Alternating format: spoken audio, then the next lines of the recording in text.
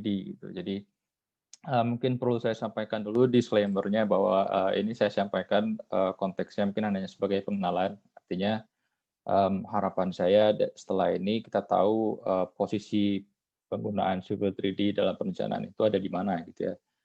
Eh, dan bagaimana Civil 3D ini bisa membantu gitu dalam proses perencanaan. Eh, em, jadi ini outline-nya. Jadi mungkin saya akan sedikit membahas tentang proses perencanaan jalan. Kemudian ada elemen-elemen dari DED, DED dari jalan ya. DED itu Detailed Engineering Design. Jadi di situ tahapan di mana kita mendesain jalan secara rinci. Kemudian nanti mungkin kita akan sedikit melihat dari Civil 3D-nya, praktisnya seperti apa. Kemudian kita akan membahas output-nya, output yang dihasilkan Civil 3D itu apa gitu, dan apa yang bisa kita ambil dan bagaimana dia membantu proses perencanaan. Baik, ini secara singkat ya, ini saya bikin singkat aja proses perencanaan jalan itu.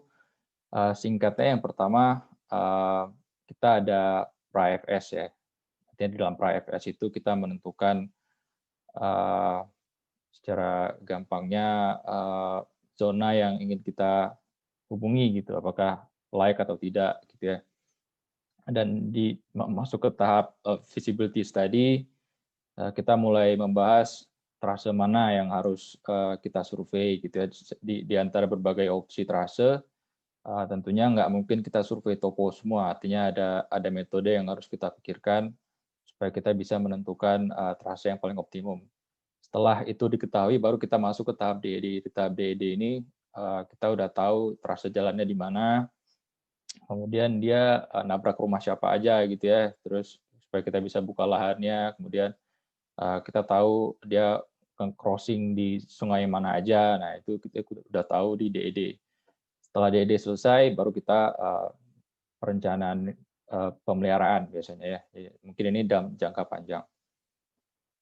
Kemudian ini elemen dari DED ya. Mungkin Civil 3D ini posisinya lebih ke DED sebenarnya. Artinya perencanaan detail gitu, terperinci. Ya, artinya di sini dia berperan dalam pemilihan koridor atau alignment horizontal. Kemudian juga kita bisa menggunakan Civil 3D untuk mendesain alignment vertikalnya. Kemudian kita bisa mendesain cross section dan juga mempertimbangkan side distance atau jarak pandang ya. Dan juga ya mungkin elemen yang cukup penting di Civil 3D ini adalah kita bisa mengkalkulasi kebutuhan volume secara cukup cepat. Mungkin kalau manual kan agak ribet ya, kita satu-satu kita hitung gitu. Sementara kalau pakai Civil 3D bisa dipersingkat. Gitu. Nah, mungkin ini saya coba praktisnya aja ya. Mungkin saya akan coba buka Civil 3D-nya. Jadi ini ada kasus gitu ya, kasus di mana ini saya dapat data topografi. Ini sebuah bandara di Jawa Tengah.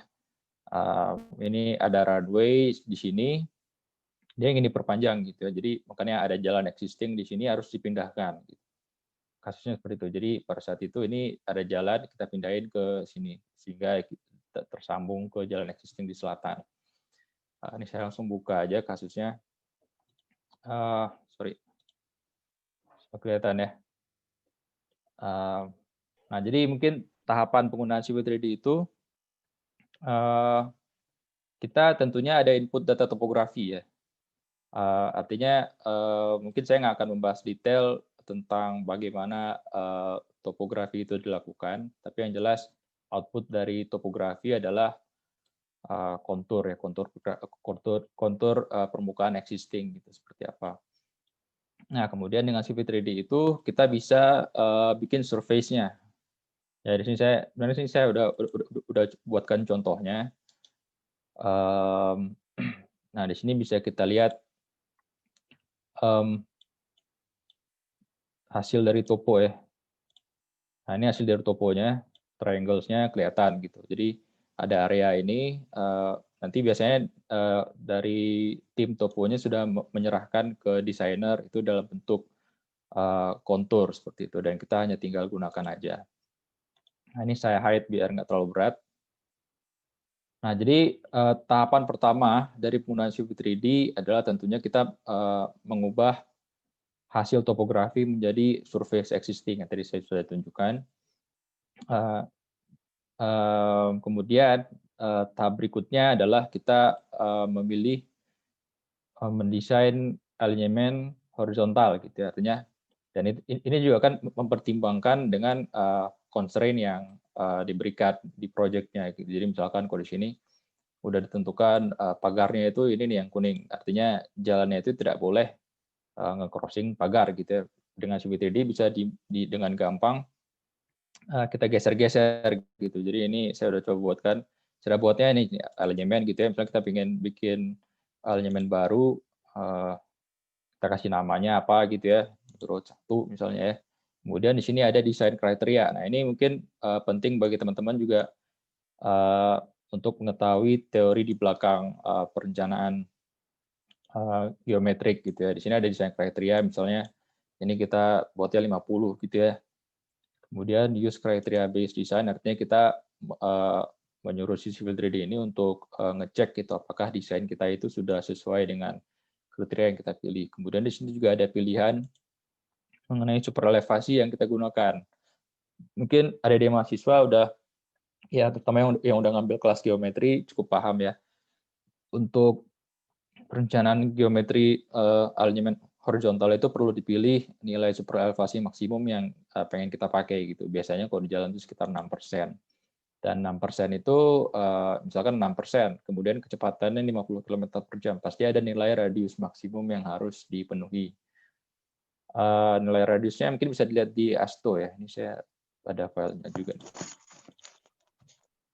Nah, ini buku ASTO ya, Geometric Design. Ini saya udah hafal halamannya. Nah, ini sorry. Di sini ada tabel desain ya. Nah, ini mungkin ada juga cukup paham, Bapak juga cukup familiar dengan tabel ini. Ini intinya untuk kecepatan tertentu, kemudian nilai super elevasi tertentu, radiusnya minimal 79 kalau untuk 50 ya. Artinya dia boleh tidak perlu super elevasi kalau radiusnya 1050 gitu, normal crowd boleh. Nah, kalau di sini kita pakainya yang 6% ya, kita pilih 6% gitu. Oke. Baru kita buat gitu ya. Langsung aja di sini pilih tangent with curves gitu ya, kita tarik aja garisnya gitu. Itu langsung ke bentuk radiusnya gitu ya. Nah, ini kita bisa cek gitu, radius ini kita bisa cek. Sorry, ini tadi agak ini. Apakah dia sudah memenuhi dengan kriteria atau belum gitu. Misalkan yang udah saya bikin di atas ini, sorry. Sini kita bisa lihat ya karakteristik dari alignment ini gitu. Dia misalkan ini terdiri dari 3 curves gitu ya, ini spiral, curve spiral. Nah, mengenai SCS itu bisa di set di sini Pak. Jadi kan kalau di kelas diajarin ya yang namanya tikungan itu ada SCS, ada CS, ada C, ada SS gitu ya. Sekarang kita bisa milih gitu. Kita mau aktifkan spiralnya atau enggak. Jadi di SCS gitu ya. Kalau kita ini nonaktifkan dia jadi FC gitu, full curve. Jadi kalau misalkan kita pengennya spiral curve aja, pas outnya nggak ada spiral juga bisa. Jadi tergantung dengan kebutuhan. Kita bisa setting gitu. Di sini kita bisa setting berapa default radiusnya. Nah ini angka default ini saya ambil dari tabel tadi ya, saya isikan ke sini. Dan dia akan generate secara otomatis berapa radius yang kita pakai di perencanaan geometriknya seperti itu. Ini yang udah jadi, saya coba bikin aja biar cepet. Kemudian, nah ini di sini kita bisa ubah ya. Artinya misalkan di sini kita ubah misalnya radiusnya 78 misalnya, 1 meter di bawah minimum. Dia akan muncul warning ya, warning. Artinya itu dia kurang dari angka yang direkom oleh tabel ASTO seperti itu. Kita ubah di 79 lagi. Nah, mungkin hal yang cukup membantu dari Civil 3D ini ya kita bisa ini ya. Gimana Pak? Sorry. Nah, jadi hal yang cukup membantu adalah kita bisa secara otomatis mengubah alinyemen jika diminta sama klien gitu. Jadi misalnya kadang-kadang klien kan, oh nggak bisa Pak, di sini ada pipa misalnya, oh di sini ada rumah orang, rumah pejabat, nggak bisa di ini misalnya gitu ya. Jadi kita bisa secara dengan gampang kita bahas itu di tahap awal gitu. Jadi nggak saat semua gambarnya itu udah beres baru kita bawa lagi. Jadi ini kita bisa dengan gampang kita geser gitu ke kiri kanan dan dia akan langsung otomatis mengupdate profilnya, kemudian volumenya dan segala macam. Jadi ini tahap pertama adalah alinyemen horizontalnya. Jadi sudah secara singkat seperti itu. Kemudian setelah kita udah tentukan alinyemen horizontal, kita bisa mengenerate surface existing ya. Jadi yang garis merah ini adalah profil existing dari trase yang tadi kita tarik gitu ya. Kan bisa kelihatan, oh mungkin di sini ada sungai, oh mungkin atau di sini ada saluran gitu. Bisa kita konfirmasi ke lapangan secara gampang. Nah, tapi kan ini profil existing. Nah, artinya kita pengen bikin profil rencana. Nah, garis biru ini adalah profil rencananya. Itu ada di sini ya, profile creation tools. Ya, di sini kita bisa terpilih ini surface profile-nya, kemudian kita tarik garisnya gitu ya. Di sini bisa kelihatan gitu ya. Ini ada berapa kemiringan desainnya berapa persen, kemudian bisa juga di sini langsung ketahuan berapa panjang vertical curve-nya dan berapa nilai K-nya. Nilai K itu adalah merepresentasikan seberapa tajam gitu ya perubahan grade terhadap panjang kurva seperti itu.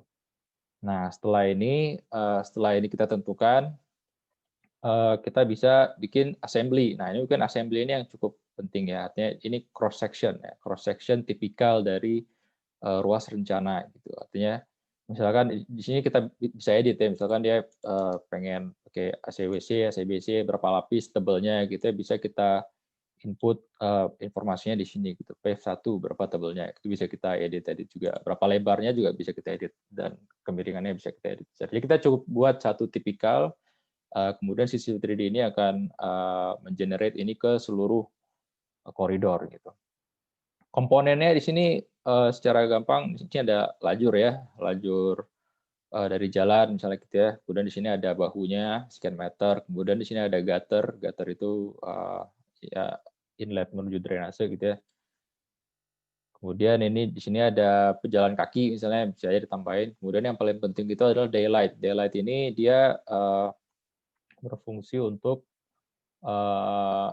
menentukan interaksi antara si surface kita dan surface existing gitu. Artinya timbunan itu mau seperti apa? Apakah ada trapnya seperti ini atau apa mau lurus aja? Kalau cut tuh gimana berapa persen gitu ya?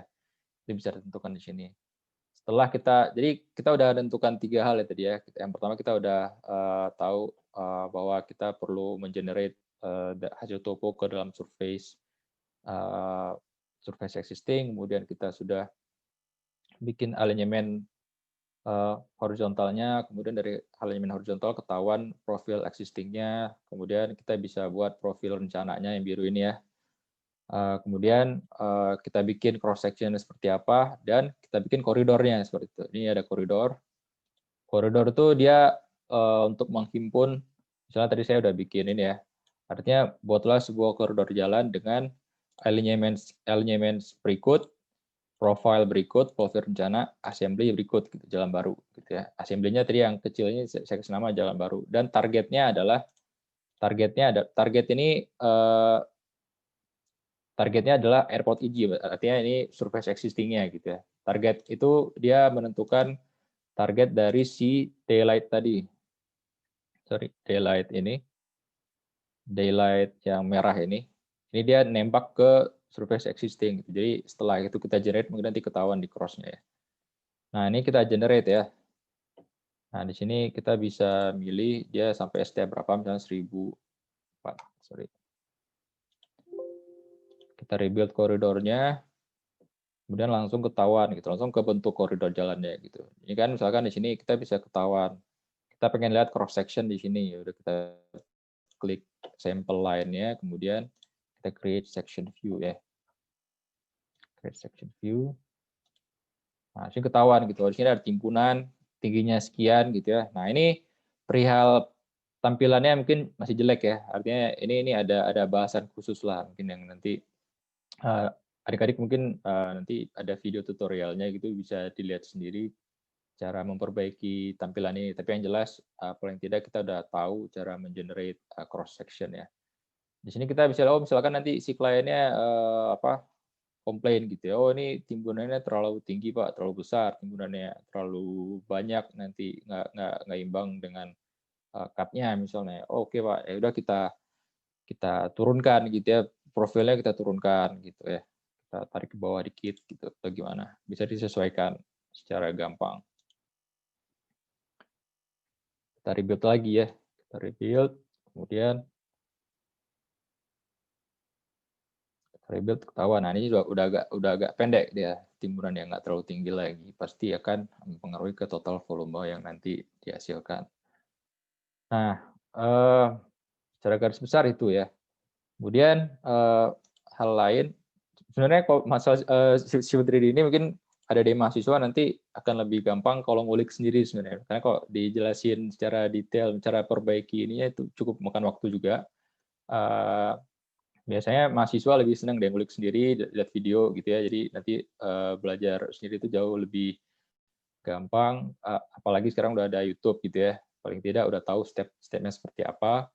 Nanti detailingnya itu ngulik di YouTube biasanya lebih enak gitu, lebih nangkep lah belajarnya ya. Nah, setelah ini itu tadi praktis ya. Mungkin kita akan coba bahas sedikit tentang output-nya ya. Nah, ini yang tadi saya tunjukin. Nah, ini contoh pekerjaan lain ya. Ini di Kalimantan waktu itu, Jalan Tambang. Jadi kita ingin mengconnect di sini portnya gitu ya, portnya ke area tambang, tambangnya di sini nih. Jadi jalannya sekitar 80 kilo. Nah, jadi sebenarnya kalau di Kalimantan itu kan banyak sungai ya. Jadi sebenarnya sungainya itu kenapa nggak pakai sungai aja ya? Sungai di sini draftnya nggak terlalu dalam ya, jadi nggak bisa masuk kapal, jadi terpaksa harus dibuat jalan. Gitu. Nah, jalannya itu tahap pertama yang dilakukan ini karena perusahaan tambang ya, mereka kan banyak duit ya, jadi mungkin mereka bisa lakukan survei lidar ya. Lidar itu fungsinya untuk memetakan kondisi existing secara cepat. Jadi dalam perencanaan itu ada yang namanya data di level manajemen, ada data di level project. Nah, data lidar itu mungkin data di level manajemen ya, artinya top manajemen itu perlu bikin keputusan, artinya dia harus cepat gitu ya. Data yang bisa memberikan kondisi topografi existing secara cepat adalah lidar, gitu ya. Salah satu contohnya lidar itu apa ya? Ini dia jadi pakai pesawat gitu ya, ditembak, kemudian dapat toponya. Nah, kemudian si Civil 3D bisa dengan kita dengan Civil 3D bisa cukup apa ya? Cukup gampang kita ngasih opsi alternatif AS-nya, AS untuk survei detail gitu. Artinya sebelum kita survei detail topografi, data gambaran besarnya dulu gitu ya, yang nggak butuh waktu lama untuk disurvei. Kalau survei topografi 80 kilo mungkin butuh sekitar sebulan 2 bulan ya. Sementara kalau lidar ini mungkin ya cukup sehari 2 hari udah dapat datanya gitu ya. Nah, di sini dengan Civil 3D itu kita digampangkan lah istilahnya. Jadi mungkin kalau dalam proses perencanaan ini tahap FS kali ya. Nah, di sini jadi si kliennya waktu itu mempropos garis tengah yang merah ini, yang putus-putus ini. Kemudian kita buatkan lagi alternatif lain gitu. Jadi ada 11 alternatif lainnya. Kira-kira trase mana yang menghasilkan cut and fill yang paling optimum gitu istilahnya ya. Dengan ini kita bisa munculkan ya, dengan Civil 3D kan kita bisa ngelihat gitu. Oh, ini secara cepat kira-kira trasenya kayaknya mirip semua gitu, secara long mirip semua. Mungkin nanti dipilih yang mungkin nggak terlalu banyak crossing dengan sungai misalnya. Nah, itu bisa kita lakukan dan diskusi itu bisa muncul gitu dan itu bisa kita munculkan di rapat gitu ya. Jadi di rapat itu kita bisa bahas, kita bisa langsung minta si kliennya tuh Pak ini gimana mau yang mana gitu. Jadi bisa ditentukan secara cepat dan secara pasti juga. Nah, Ini kan kelihatan nih ada sekian sungai, lokasinya di sini gitu. Jadi, misalkan kok yang di tadi, mungkin di sini kok misalkan di cross-nya di garis hijau yang paling luar ini mungkin terlalu panjang dia crossing dengan sungai ya, mungkin jembatannya jadi mahal gitu. Nah, misalnya gitu. Jadi kita bisa pilih as yang lain, gitu.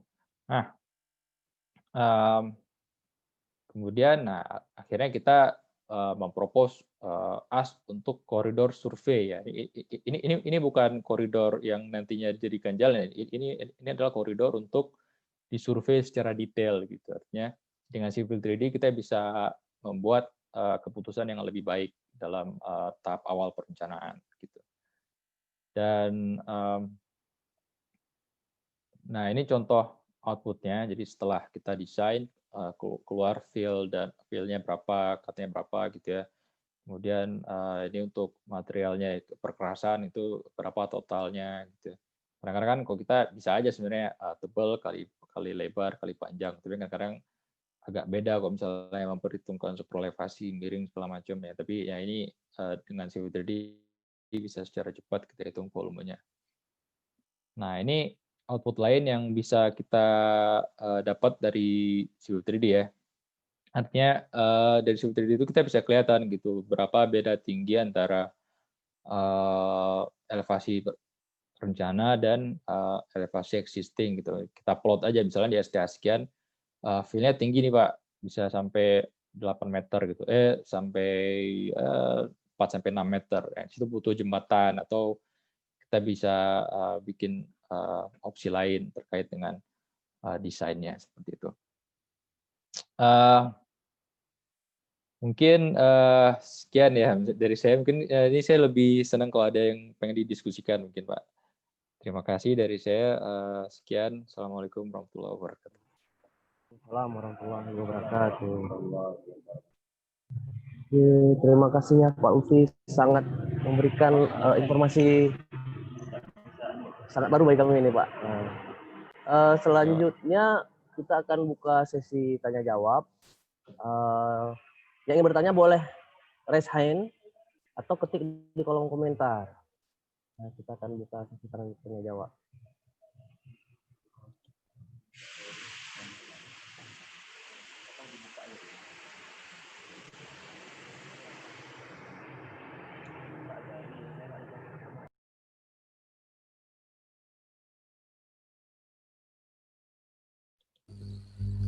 Pak Lutfi, saya mau bertanya ini sedikit, Pak Lutfi, boleh ya? Boleh Pak, silakan Pak. Saya mulai ya. Ini menarik sekali. Saya kan konsentrasinya di bidang struktur. Itu saya lihat tadi ada kalau melewati sungai berarti kan butuh jembatan. Ya Pak, betul. Itu Civil 3D bisa nggak dikoneksikan dengan misalnya aplikasi seperti SAP 2000 ataupun CSI Bridge? Nanti kita juga bisa menghitung kalau jembatannya berapa, bisa dikoneksikan nggak, digabungkan nggak ke Civil 3D ya? Itu gimana Pak ya? Kalau praktis selama ini, kita pisah Pak. Jadi sebenarnya kok Civil 3D itu dia lebih ke tampilan aja sebenarnya. Jadi kadang-kadang kita di perencanaan itu kita bagi, segmennya. Jadi misalkan segmen jembatan itu dari km 10 sampai 20 misalnya. Jadi km 10, 20 itu, kita gambar sendiri biasanya. Jadi kalau jembatan saya belum pernah yang pakai Civil 3D ya, artinya dia gambarnya emang dipisah manual gitu, kayak AutoCAD biasanya. Jadi Civil 3D itu emang kita khususkan di segmen jalannya gitu Pak selama ini. Walaupun sebenarnya ada assembly untuk jembatannya, tapi hanya sebagai ilustrasi lah. Jadi bukan untuk misalnya dia tidak bisa secara detail menampilkan tulangannya segala macam. Nah itu biasanya kita pisah gitu. Jadi set gambarnya juga set gambar yang terpisah. Biasa gitu Pak. Pak, terima kasih Pak. Oke Pak. Oke, yang lain pertanyaan selanjutnya.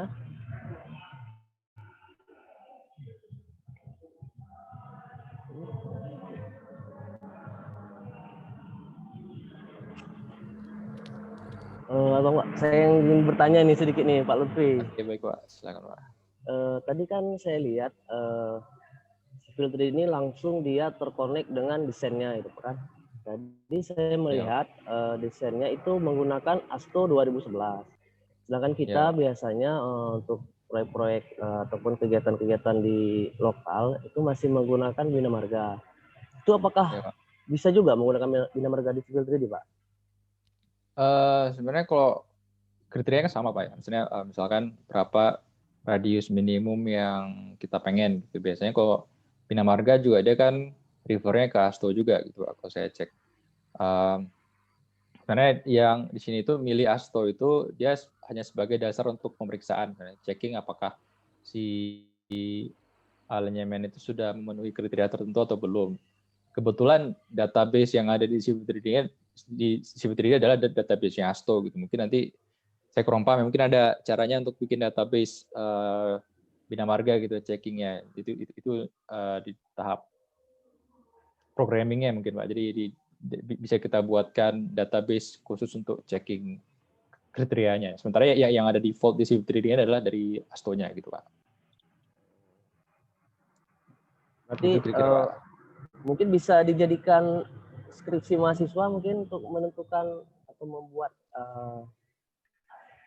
Bina Marga di dalam Civil 3D itu bisa.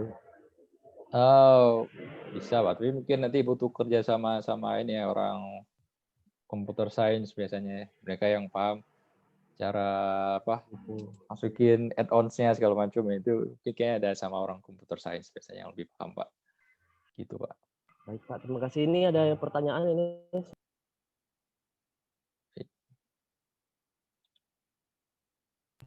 Bagi yang bertanya, boleh memberikan di kolom komentar, nanti biar kita unmute.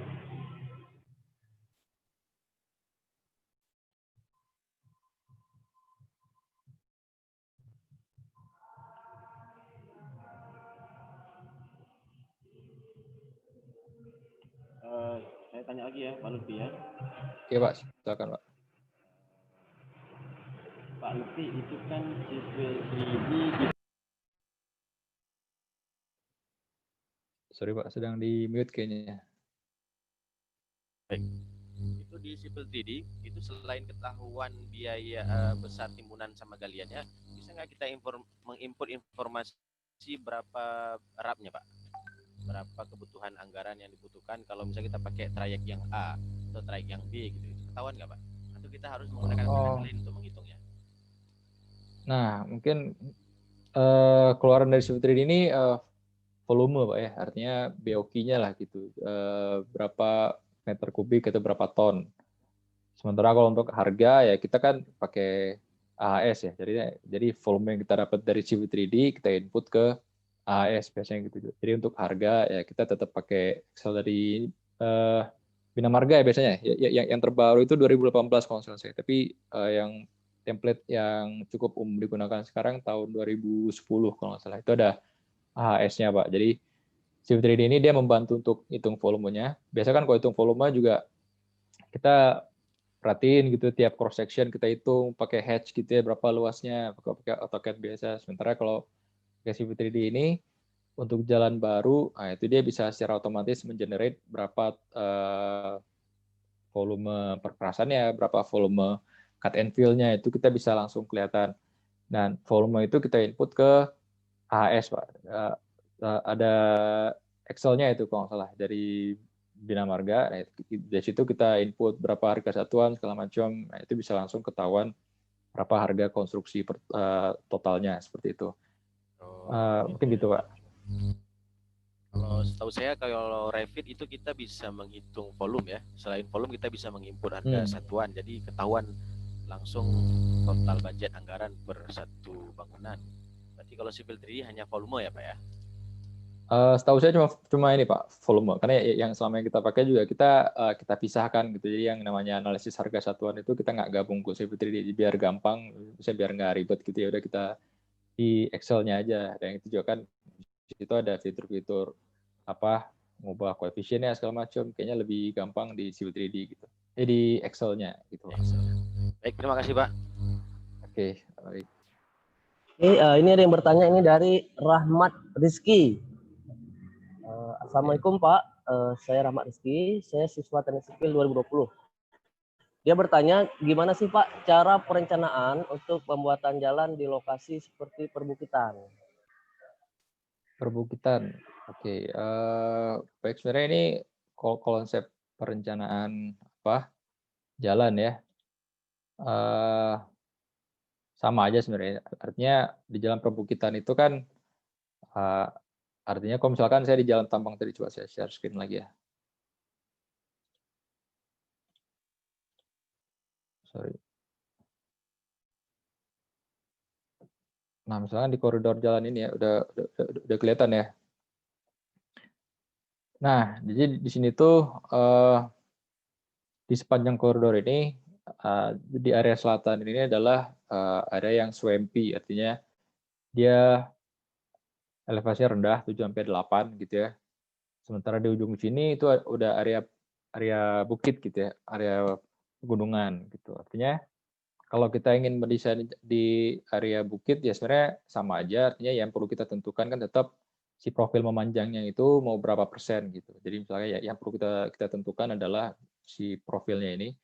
Biasanya kok di jalan tambang, misalnya jalan tambang itu biasanya dia request misalkan mobil kami itu mobilnya ini Pak mereknya, merek apa, beratnya sekian dan dia hanya boleh mendaki dengan grade maksimal 4% misalnya gitu. Akhirnya ya terpaksa walaupun di daerah perbukitan ya kita bikinnya 4% landai gitu ya. Konsekuensinya adalah ya mungkin volumenya jadi lebih banyak gitu volumenya ya. Cut-nya juga jadi lebih banyak. Ya, jadi sebenarnya sama aja, tapi yang jelas untuk di area perbukitan itu yang perlu dipertimbangkan adalah berapa grade maksimumnya, berapa grade maksimum yang diperbolehkan, dan kita pastikan ke si klien bahwa dia tahu konsekuensi dari grade yang landai gitu. Jadi misalkan di sini ya, di sini sebenarnya kalau di sini sih cukup landai ya. Ini kan kita bisa set aja nih, misalkan ini katakanlah ini daerah pegunungan di sini ya. Kalau misalkan kita taruh di atas ini kan ini fill semua nih, nggak mungkin kita timbun semua bukitnya. Jadi kita tarik ke bawah gitu ya. Kita tarik ke bawah jadi biar ada imbang antara cut and fill gitu.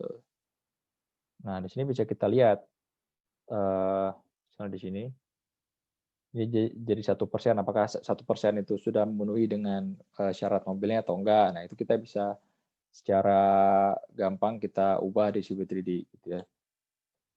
Mungkin ini masih terlalu banyak fill-nya ya, kita bawa lagi ke bawah. Jadi ada imbang antara cut and fill. Mungkin itu yang perlu dipertimbangkan kalau perencanaan di daerah bukit ya. Yang pertama adalah kemiringannya, grade-nya ini berapa diperbolehkan. Artinya kalau lebih tajam dia, lebih sedikit dia memotong kontur. Artinya lebih sedikit kita perlu cut and fill. Tapi kalau kita bikin lebih landai ya lebih banyak cut and fill-nya gitu. Itu yang perlu dipertimbangkan mungkin dalam perencanaan di area yang topografinya itu tidak datar, istilahnya begitu. Mungkin gitu, siapa nih, Pak Rahmat Rizky. Ya, Pak Rahmat Rizky, ya, betul. Gitu, Pak. Baik. Ada yang bertanya lagi?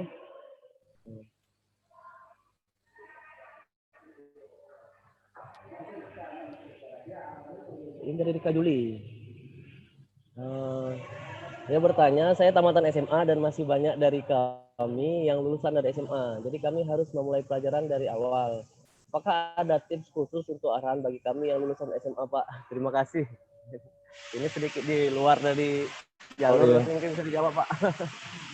Tipsnya ya tipsnya ya kerjakan tugasnya ya, jangan tidak dikerjakan tugas dari dosen, ini gitu aja lah. Jadi tugas dikerjakan di semuanya.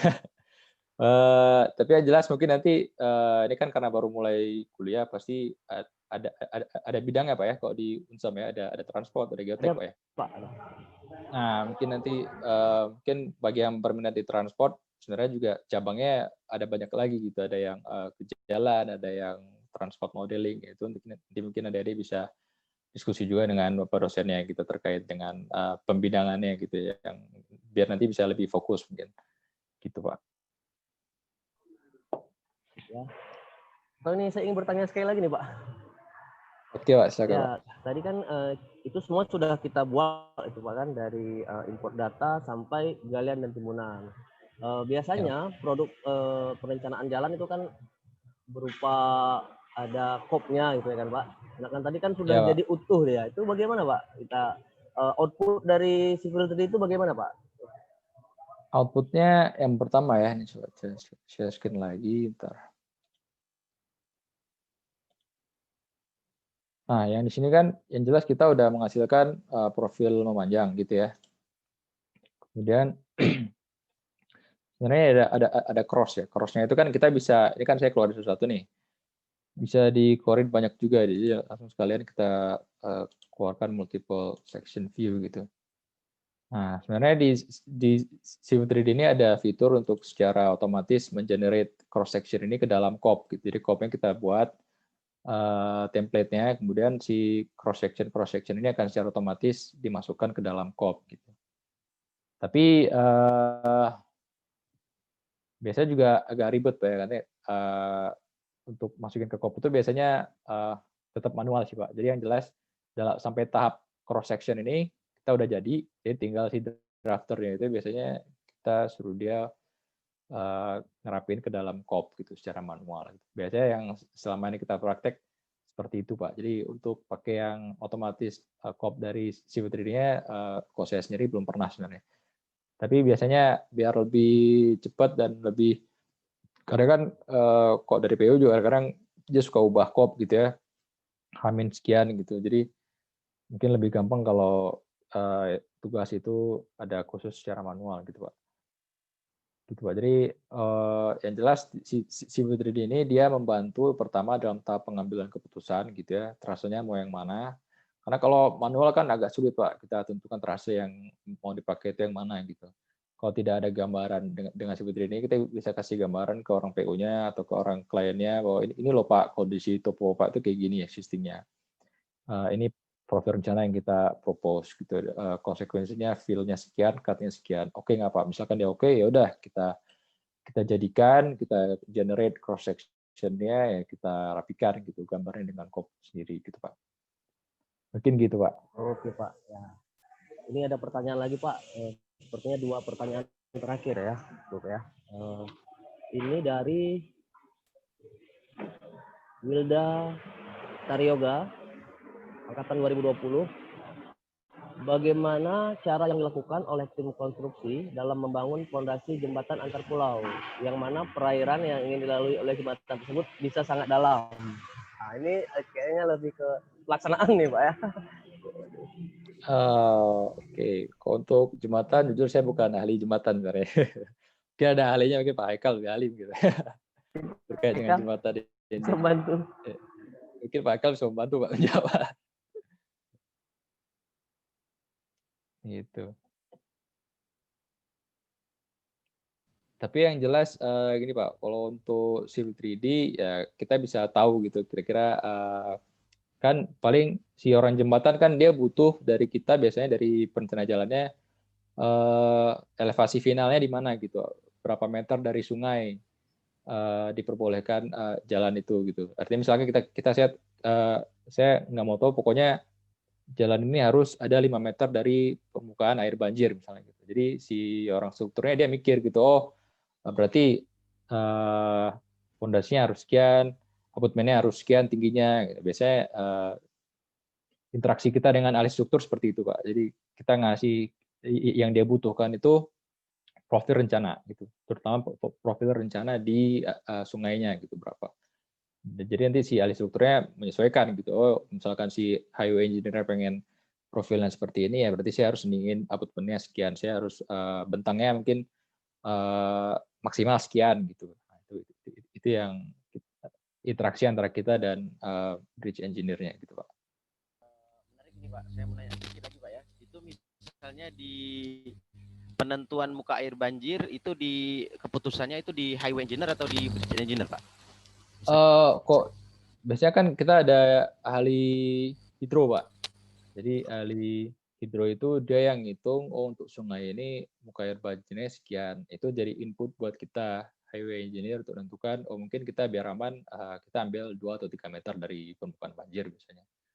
Nah, jadi dari situ kita kasih inputnya ke tim bridge-nya gitu Pak. Baik, terima kasih Pak. Ini ada pertanyaan ini terakhir, ini sangat baik pertanyaannya nih Pak. Dari Fajrul Arif, apakah aplikasi Civil 3D bisa dimasukkan parameter hasil pengujian tanah seperti kohesi tanah, sudut geser atau CBR untuk proses perencanaan jalan, Pak? Sebenarnya kalau Civil 3D ini dia lebih ke perencanaan geometri ya. Kalau untuk CPR atau kohesi tanah itu kan lebih ke analisis geotek. Tapi yang jelas interaksi kita sama orang geotek dia butuh cross section ya. Kayak misalkan tadi ini saya share screen lagi.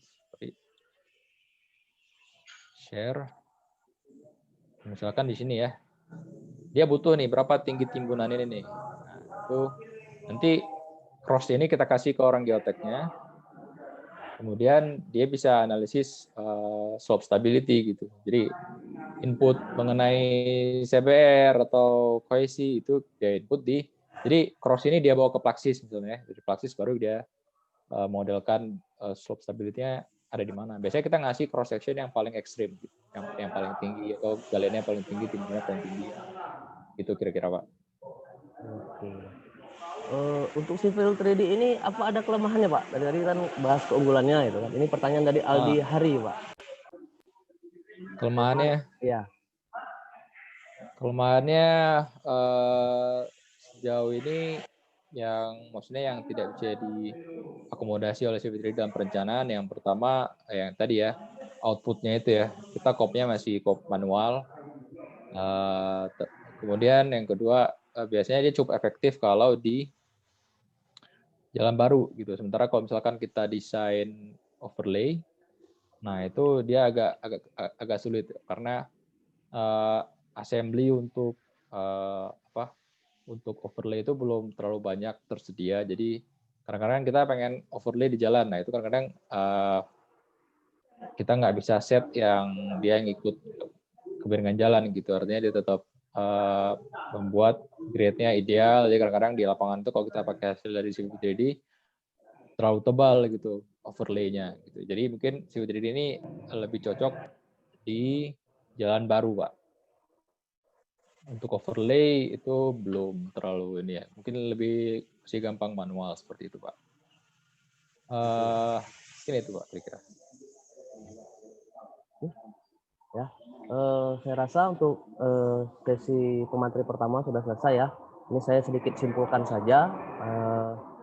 Jadi dalam perencanaan menggunakan Civil 3D, di sini saya catat ada 6 tahapan, gitu ya. Tahapan pertama itu mengimport poin.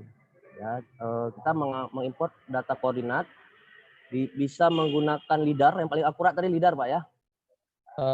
Sebenarnya itu yang paling gampang, Pak. Ya, dia tidak lebih akurat dari hasil topo sebenarnya. LIDAR itu yang paling cepat gitu. Jadi dalam pengambilan keputusan di awal dia lebih baik. Gitu. Tapi dia nggak sedetail topografi. Yang detail tetap topografi orang tim lapangan ke ini, Pak. Yang paling detail adalah menggunakan alat TS, Pak ya. Ya, atau ya sama tim lah intinya. Nah, setelah import poin didapatkan, kemudian kita menentukan trase, ya titik trase. Kemudian kita membuat alignment horizontal. Di sini analisis geometriknya menggunakan ASTO 2011 atau bisa disesuaikan menggunakan Bina Marga. Setelah alignment horizontal dibuat, kemudian kita buat alignment vertikal. Setelah itu kita buat potongan melintang. Apakah nanti kita buat detail perkerasannya, apakah ACBC ataupun perkerasan kaku. Kemudian setelah itu kita menentukan galian timbunan. Setelah itu selesai baru semuanya nanti kita plot ke dalam sebuah kop gitu Pak ya. Ya, betul. Jadi dari yang saya amati memang Civil 3D ini sangat menghemat waktu. Biasanya saya buat itu menggunakan AutoCAD biasa Pak. Jadi AutoCAD pakai Excel, kemudian ada dibantu dengan PCLP. Cuman dari saya lihat dari praktisannya ini mungkin 10 kali lebih cepat dari AutoCAD biasa Pak ya. Cara kerjanya. Ya, Pak. Terutama untuk pengambilan keputusan dia sangat memudahkan. Intinya gitu, Pak. Jadi ini mungkin bagi mahasiswa bisa dikatakan wajib untuk mempelajari software ini. Oke. Saya terima kasih Bapak Lutfi Khaliki Taufik. Baik, terima kasih Pak. Selanjutnya kita langsung ke pemateri kedua. Oke. Izin live Pak ya, saya ya. Oh, Boleh Pak. boleh Pak. Ya, oke. Sip. Makasih semua. Assalamualaikum warahmatullahi wabarakatuh. Warahmatullahi wabarakatuh. Warahmatullahi wabarakatuh. Ya, berikutnya pemateri kedua. Saya akan bacakan CV-nya dahulu, yaitu Bapak Fidin Ikhwanul Alhas. Beliau ya untuk pendidikan S1 beliau di Universitas Syahwala dan di S2 beliau itu di Universitas Munchen, Jerman tahun 2017. Untuk skripsi beliau analisis kinerja persimpangan tidak bersinyal tipe T, studi kasus persimpangan Sultan Iskandar Muda dan Tengku Abdullah Ujung Rimba Banda Aceh. Kemudian untuk master tesisnya ini analysis of tire pavement context traces on asphalt pavement behavior using three-dimensional finite element model. Oh, ini. Untuk pendidikan formal beliau, saat ini beliau bekerja di Kementerian Pekerjaan Umum ya.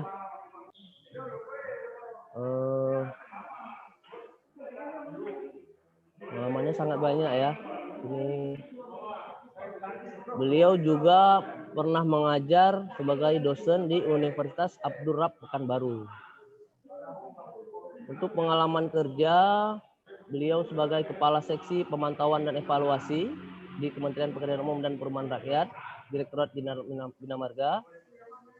Kemudian beliau juga pernah menjadi pengawas lapangan di BTS Kampar Inhu.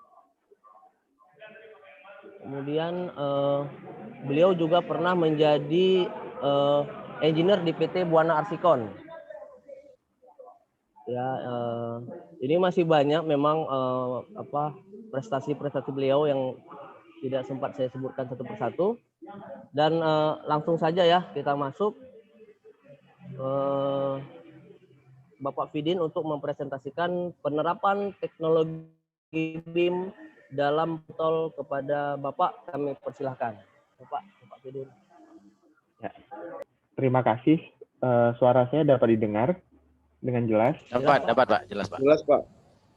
Oke, alhamdulillah. Bismillahirrahmanirrahim. Assalamualaikum warahmatullahi wabarakatuh. Waalaikumsalam warahmatullahi wabarakatuh.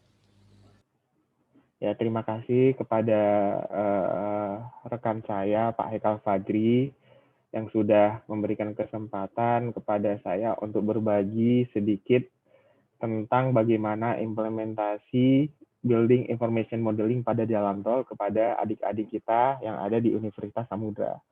Sebelumnya mohon izin saya share screen dulu. Sudah terlihat adik-adik? Sudah Pak. Share screen-nya sudah terlihat ya? Ya, sudah. Oke, jadi hari ini saya akan mencoba berbagi sedikit terkait dengan implementasi Building Information Modeling, terutama pada tahapan perencanaan dan pelaksanaan. Mungkin tadi sudah disampaikan oleh Pak Lutfi itu sangat teknis ya, sangat teknis terkait penggunaan Civil 3D, yang mana Civil 3D itu juga nantinya akan menjadi bagian yang sangat penting dalam Building Information Modeling. Nanti saya akan coba sampaikan. Langsung saja, ini adalah Pak Fidin outline-nya. mungkin bisa diperbesar sedikit ininya, di full screen kan? Ini belum full screen ya Pak ya? Iya Pak. Sebentar. Di saya udah di full screen. Oke. Sudah. Gimana sekarang? Sudah lebih besar Pak. Ini view-nya masih view itu ya? View sebentar. Atau seperti ini aja, biar jelas. Iya, boleh Pak. Seperti ini aja Pak ya? Iya Pak. Oke. Pertama saya akan menyampaikan nanti terkait dengan capaian dan target tol Indonesia. Kemudian saya akan menyampaikan terkait dengan latar belakang kenapa BIM itu harus digunakan. Sebentar. Kalau ini sudah full screen Pak Haikal? Full screen ini Pak, sudah full screen ini. Ya, oke, sudah lebih jelas ya. Baik, kita lanjutkan, mohon maaf. Kemudian nanti saya akan coba memberikan overview sedikit, apa sih itu, binatang apa sih BIM itu sebenarnya, ada apa aja di dalamnya, dan fungsinya, benefitnya itu apa, saya akan sampaikan. Kemudian nanti kita akan masuk ke dalam beberapa contoh penerapan BIM di jalan tol. Kemudian juga saya nantinya akan coba menyampaikan kira-kira apa sih tantangan barrier atau permasalahan yang harus dihadapi ketika kita ingin menerapkan BIM ini di jalan tol terutama. Kemudian yang terakhir, saya akan menyampaikan tantangan dan peluangnya. Nah, ini secara umum gambaran capaian jalan bebas hambatan dari tahun 2015 sampai tahun 2024. Sebenarnya itu jalan tol itu merupakan jalan bebas hambatan definisinya. Namun dinamakan tol itu karena dia itu ada pengutipan tol. Jadi setiap orang yang memasuki jalan tersebut harus membayar dengan jumlah tertentu sebagai semacam apa, kita membeli barang gitu, kita memberikan ke operator jalan tol yang sudah membangun jalan tersebut. Nah, untuk capaiannya sendiri, kita saat ini di era pemerintahan Pak Jokowi khususnya perkembangan jalan tol sangat pesat. Dari tahun 78 sampai tahun 2014, lebih kurang hampir lebih dari 30 tahunan, itu kita cuma punya 795 km jalan tol. Namun saat ini hingga pertengahan sampai akhir Juli ini, tahun ini kita sudah mempunyai sekitar 2.146 kilo, yang mana itu sudah sangat panjang, tersebar semua di Pulau Sumatera, di Pulau Jawa, Kalimantan, Sulawesi, dan Bali. Kita juga mempunyai tantangan untuk bisa mencapai angka 4.000 km di tahun 2024. Nah, ini tantangannya sangat berat. Rata-rata kita menghadapi di daerah itu berbagai macam rintangan-rintangan dalam membangun jalan tol. Nah, ini sedikit gambaran bagi adik-adik itu mungkin yang belum pernah melihat tol seperti apa, ini sedikit gambaran. Itu ada salah satu contohnya, di sebelah kiri ada ruas tol Bakauheni Terbagi Besar. Itu salah satu tol terpanjang yang ada di Indonesia saat ini. Tepatnya itu di Pulau Sumatera, sepanjang sekitar 189 kilo. Kemudian di kanannya itu ada tol yang sangat unik, cukup unik. Tol yang dibangun di atas laut di Provinsi Bali. Namanya itu Tol Bali Mandara, panjangnya itu kira-kira 10 km. Kemudian di sisi bawah itu ada Tol Cikopo Palimanan. Ini unik juga tolnya karena terlihat di gambar ini kok dua-dua arahnya itu searah gitu, tidak berlawan arah. Nah, ini foto ketika diambil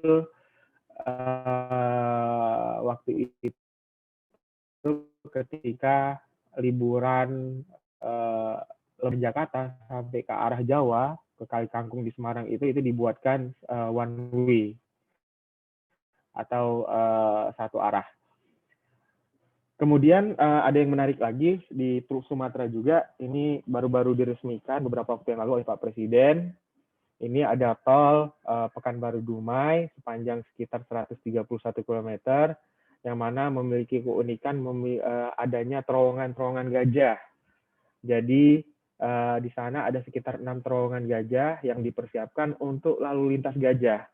Jadi kita ini di Kementerian PUPR tidak hanya berpikir membangun untuk manusia, tapi kita juga concern gimana kita bisa preserve kepada alam atau nature di sekitar jalan tol. Ini bisa terlihat ada beberapa gajah yang melintasi.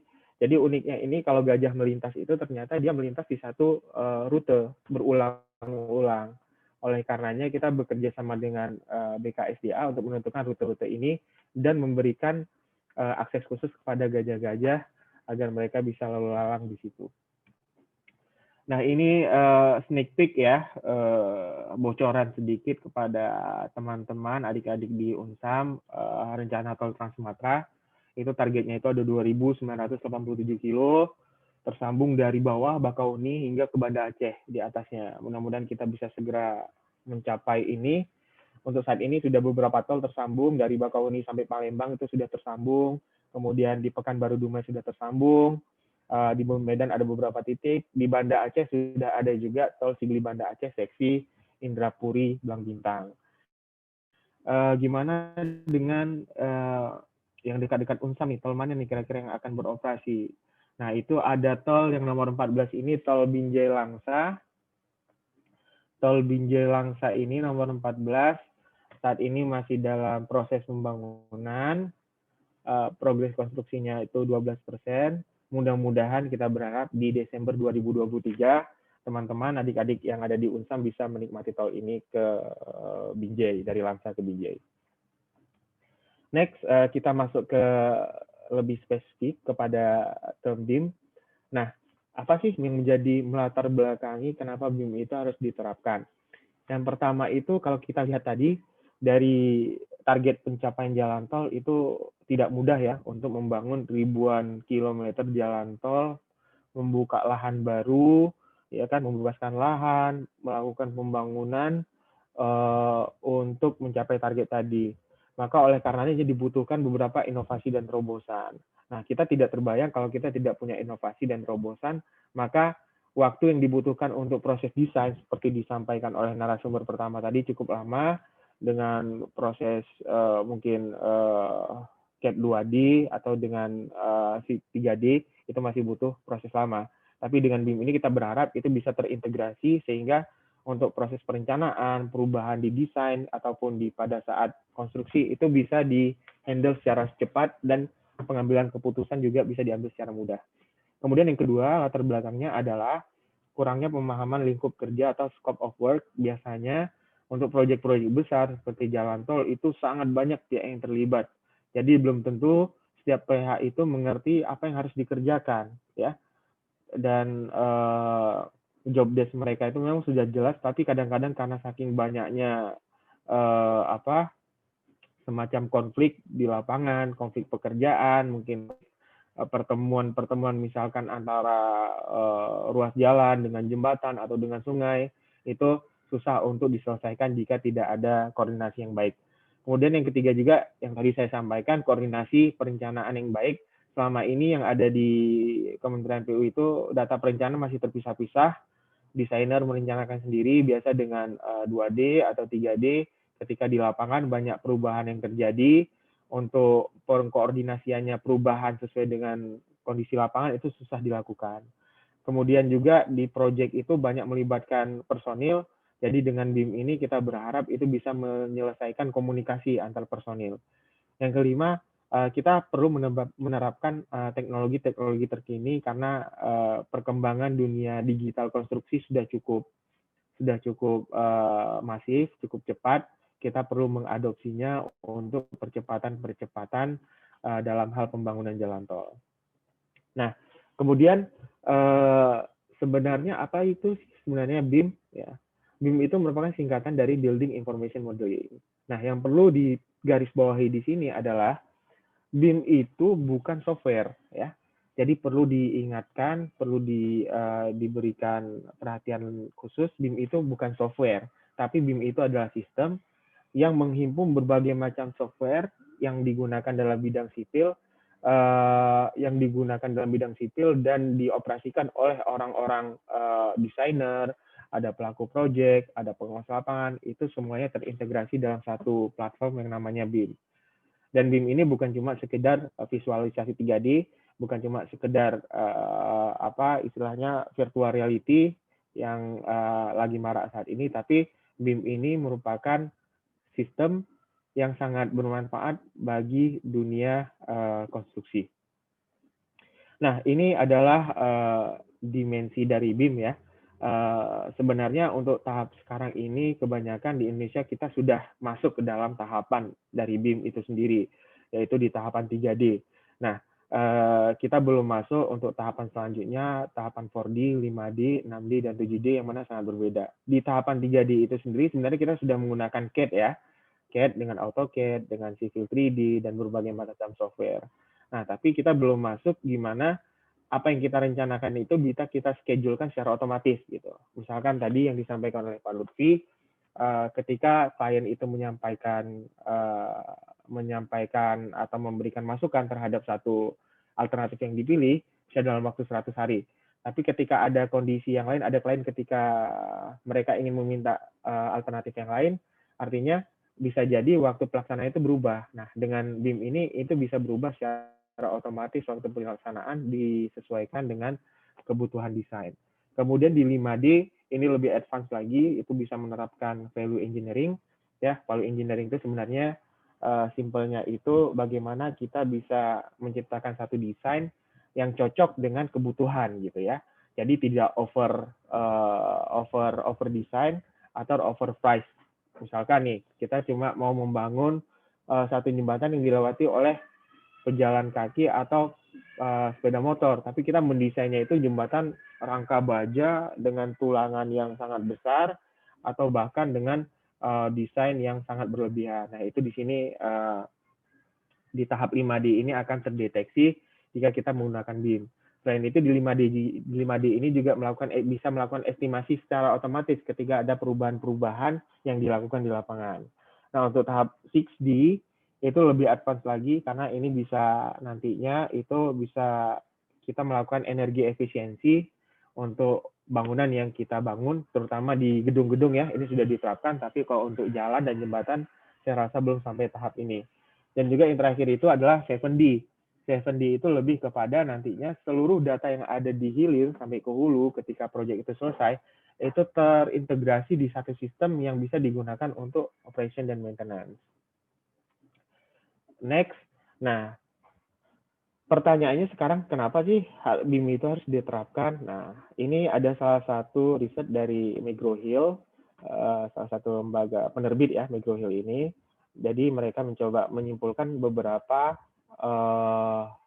benefit dari BIM itu sendiri. Yang pertama itu meningkatkan understanding, itu bisa mencapai 98%. Tadi yang kita ketahui di project itu kan melibatkan banyak pihak, ada desainer, ada ada konsultannya, konsultan desainer. Di konsultan desainer itu juga banyak, bukan sendiri. Ada konsultan jalan tadi, ada konsultan geoteknik, ada konsultan hidro gitu kan, ada konsultan struktur. Nah, ketika kita menggunakan BIM ini, seluruh konsultan ini bisa berkolaborasi secara real time dan ketika ada perubahan itu bisa diproses secara cepat dan tepat. Tanpa BIM mungkin kita harus melempar-lempar dan butuh waktu yang lebih lama. Nah, makanya ini bisa meningkatkan understanding antar setiap personil yang terlibat dalam proyek konstruksi. Kemudian yang kedua pastinya bisa mengoptimasi desain, ya. Desainnya itu bisa karena tadi kita sudah memakai sistem, jadi human error itu bisa kita minimalisir dan tentunya juga kita bisa mengimprove schedule ya. Ketika ada perubahan nanti di lapangan untuk desain itu sendiri, perubahan desain, bisa perubahan pemilihan material atau perubahan penggunaan alat, itu bisa schedule-nya itu kita bisa lebih cepat dibandingkan dengan cara-cara yang konvensional. Dan tentunya juga mempersedikit error, human error, dan yang pada akhirnya itu bisa membawa keuntungan atau greater cost predictability. Karena intinya itu ketika setiap pembangunan kita harus betul-betul berhitung ya. Jangan sampai ketika kita membangun sesuatu, kontraktor itu malah tekor. Nah, itu sangat dihindari. Makanya dengan adanya BIM ini, kita bisa memprediksi kos-kos yang keluar dan bisa menutup atau memperhemat ya secara ekonomis pastinya apa-apa yang tidak perlu dan apa-apa yang perlu. Nah, untuk skop penerapan sendiri, di Ditjen Bina Marga sudah mencoba merangkum ya skop penerapannya itu pastinya dari tahap hilir yaitu di planning, kemudian di survei investigasi, pengukuran ya, investigasi lapangan ketika di FS feasibility study, dan tentunya juga di desain tadi berbagai macam ahli terlibat di situ, perlu satu platform yang bagus yang bisa mengakomodir ketika ada perubahan. Tentunya juga ini dibutuhkan juga pada saat pembebasan lahan atau land acquisition. Dan yang terakhir itu dibutuhkan untuk tahap konstruksi. Untuk operasi dan maintenance sendiri saat ini kita belum masuk sampai ke sana, kita sedang berusaha untuk bisa menerapkan BIM ini sampai tahap konstruksi. Nah, ini untuk di jalan tol sendiri, saya mencoba mengutip ya dari beberapa kontraktor yang bekerja di jalan tol, yaitu PT Waskita. Ini progres staging secara umum penggunaan BIM di jalan tol. Nah, di sini juga terlihat software-software yang digunakan apa aja. Yang pertama itu, untuk tahap awal tentunya kita butuh untuk collecting data. Sebelum kita masuk ke proses lebih lanjut, kita mencoba menghimpun seluruh data pemetaan, data rencana teknik akhir. Jadi di jalan tol itu, DED itu namanya itu rencana teknik akhir. Itu biasanya sudah terinclude semuanya desain jalan tol dari awal sampai akhir di rencana teknik akhir. Kemudian data spesifikasi, ada data lahan dan data utilitas yang ada di sekitar lokasi yang akan dibangun.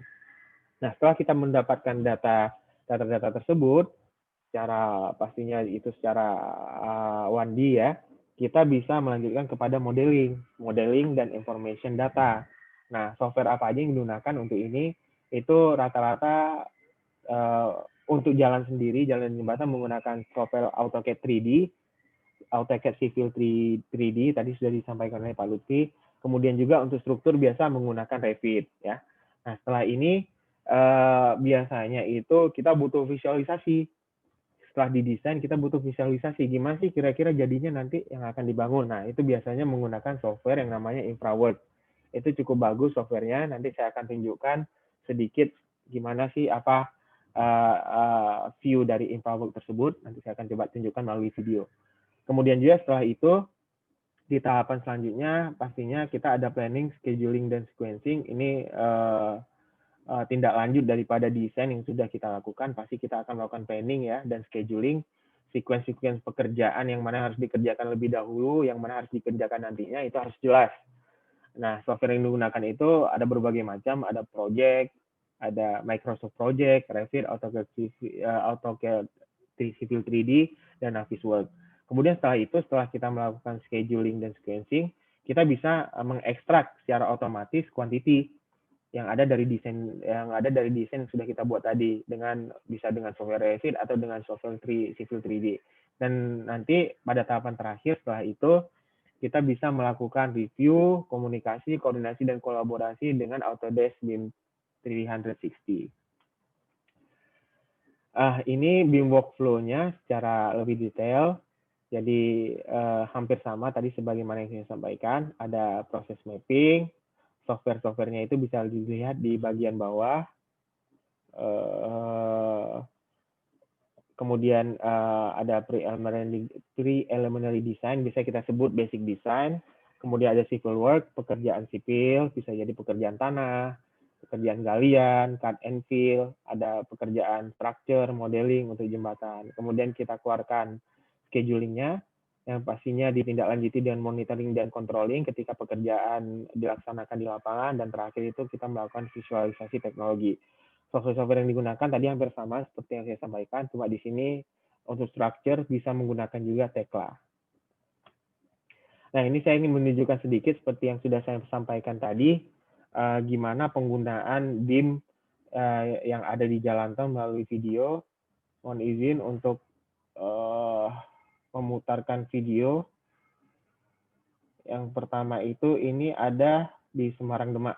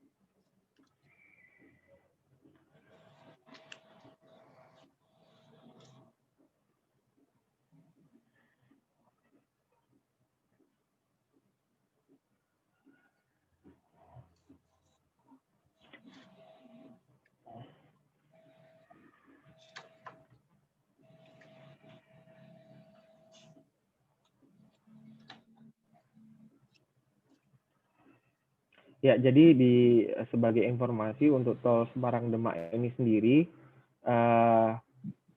itu merupakan tol unik juga yang dibangun di antara Provinsi Semarang menuju ke Kabupaten Demak. Tol tersebut terintegrasi dengan tanggul laut. Jadi, mohon maaf. Ya, tol tersebut terintegrasi dengan tanggul laut. Mohon maaf, seperti ada noise ya. Halo?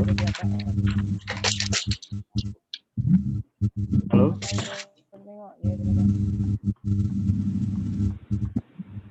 Halo? Apakah terdengar suara saya? Dengar, Pak. Halo? Dengar, ya? Tadi seperti ada noise ya.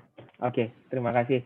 Jadi di Semarang Demak itu salah satu tol yang cukup unik juga yang dibangun oleh Kementerian PUPR saat ini itu terintegrasi dengan tanggul laut.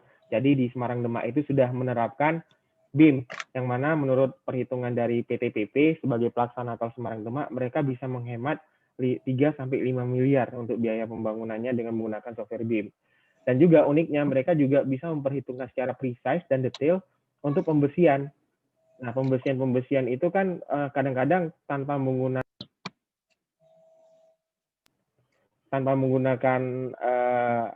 perhitungan yang pas, pasti banyak terbuang. Jadi dengan BIM ini mereka bisa melakukan efisiensi. Kemudian yang kedua, kita coba melihat juga, saya coba sharing juga untuk proyek Jakarta Cikampek 2. Untuk proyek Japek 2 Selatan, sudah bisa terlihat videonya? Sudah ya? Sudah. Oke. Ya.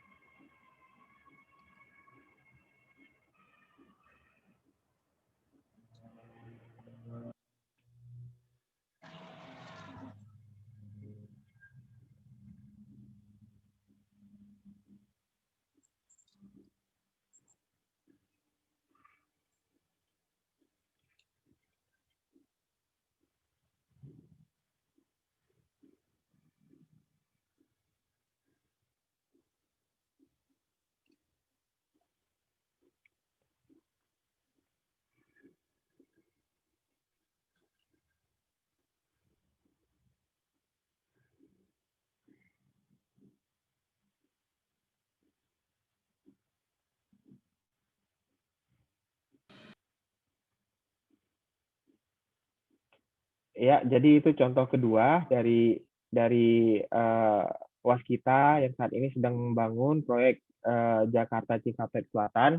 Mereka sudah juga menerapkan BIM dalam pembangunannya, yang mana cukup menarik. Tadi bisa kita lihat tadi pemroduksian rebar itu bisa dilakukan secara otomatis.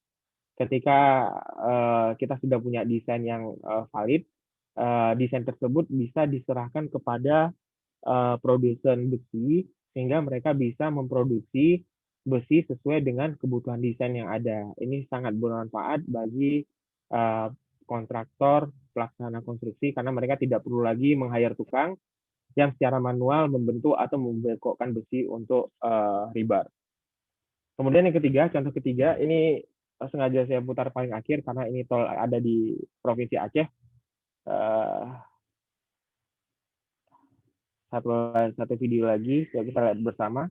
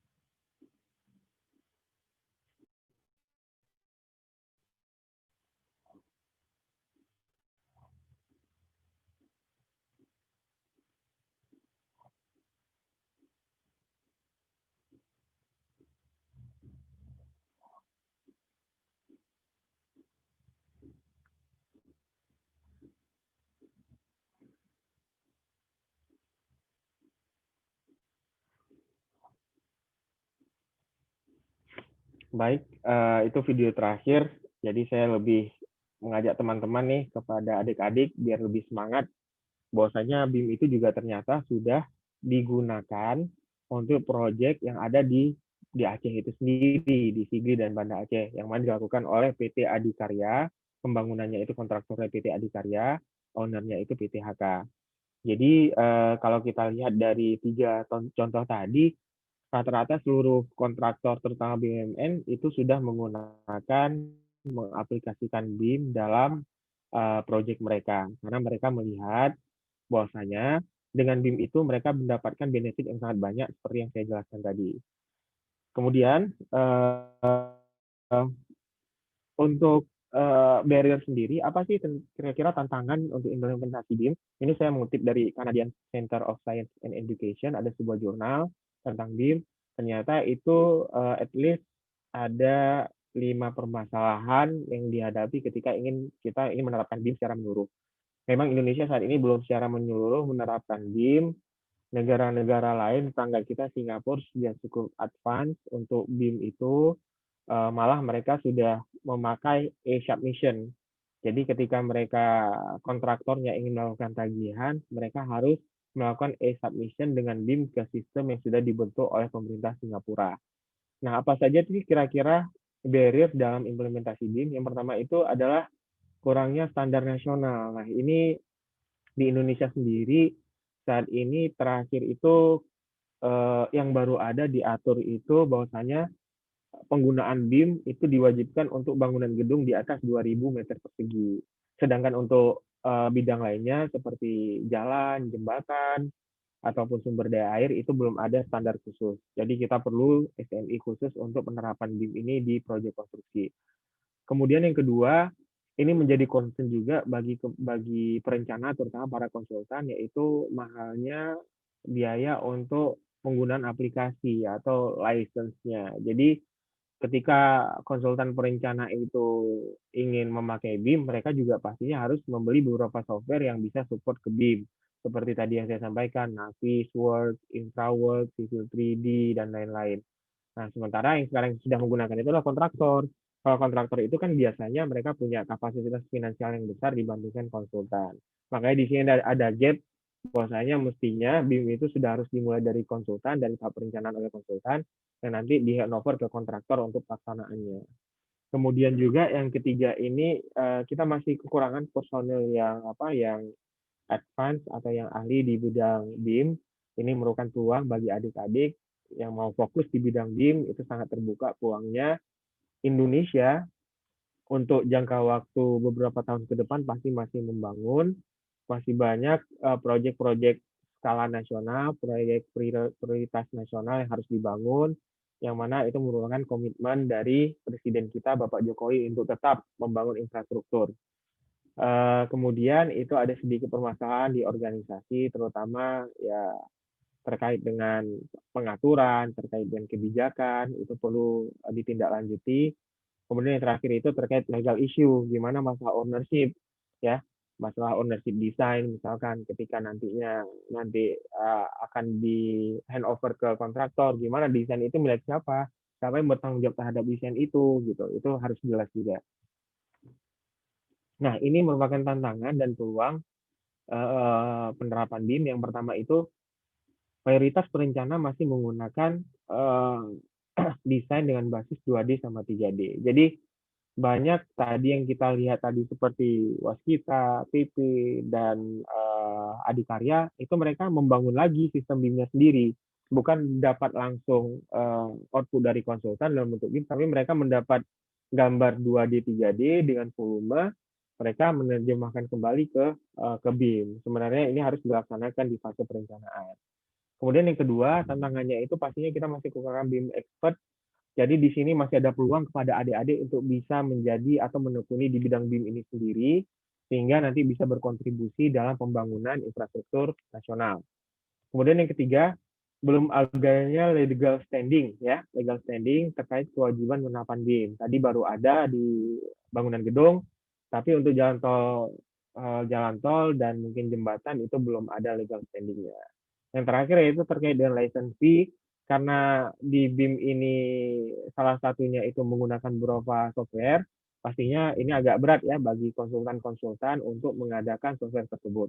Makanya ini perlu dicari solusi bagaimana para konsultan atau perencana itu bisa memulai perencanaan dengan menggunakan software-software yang bisa terintegrasi dengan BIM.